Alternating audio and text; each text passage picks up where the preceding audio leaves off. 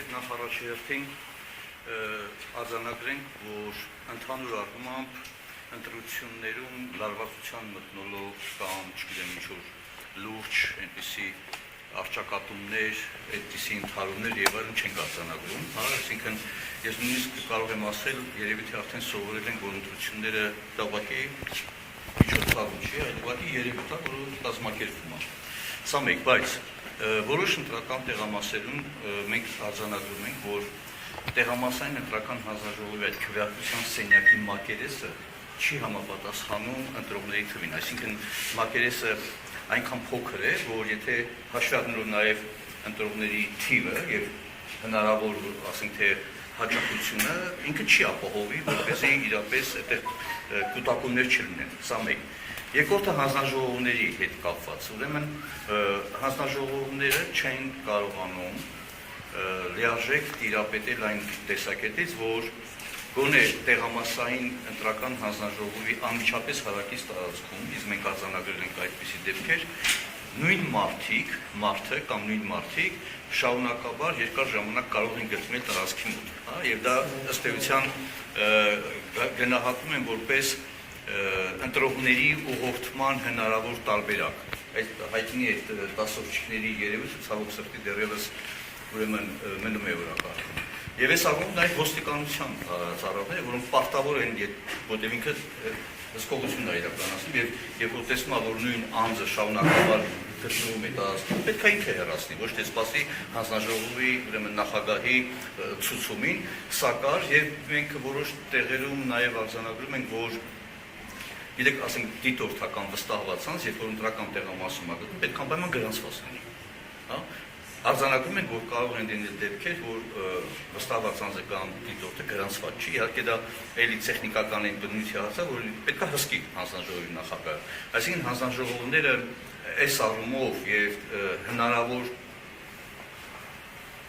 կուտակում փոքրաթիվ թեկուզ եւ նաեւ չգրանցված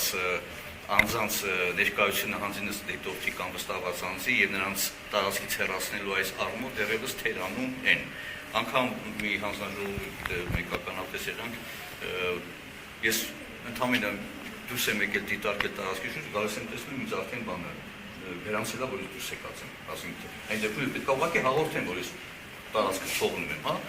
Այսինքն կարողությունների առումով իհարկե թե իրավապահ մարմինները, նկատի ոստիկանություն եւ հանձնաժողովները պետք է դեռևս ուրեմն այդ ուղղությամբ ահագին աշխատանք տարվի, որպեսզի տիրապետեն ընտրական գործընթացը։ Իսկ օրինակ տվյալ պարագայում ինչ իմանամ, մոռացել եք զգուշացնել, դուրս է գալիս, թե ուղղակի դուրս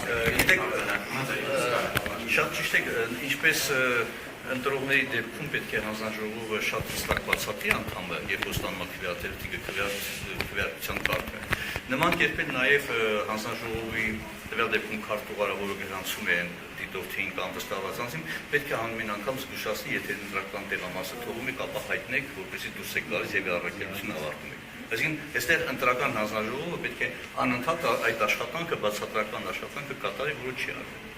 Եվ ինչ դուք նշեցիք, որ շատ ընտրատեղամասերում տարածքը մակերեսը փոքր է եւ ավտոմատ կուտակումներ են ստեղծում, բայց ընտրատեղամասեր հիմնականում դպրոցներն են լինում, մանկապարտեզները կամ մշակութային ինչ-որ օբյեկտներ։ Տվյալ պարագայում, երբ որ հատուկ տենց տեղ չկա ընտրությունների համար կառուցված, որի չափը կլինի օրինակ ընտրողների համապատասխան, ոնց պիտի անեն, որ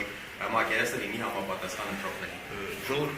Մենք հարցն ենք բարձրացնում եւ հետեւաբար կենտրոնական ընտրական հանձնաժողովի ընտրական տեղամասերի տարածքները որոշելու ժամանակ պետք է այդ հաշվի առնել։ Եթե այդ միշտ կա հնարավորություն, գոնե այս վաղաշաբաթ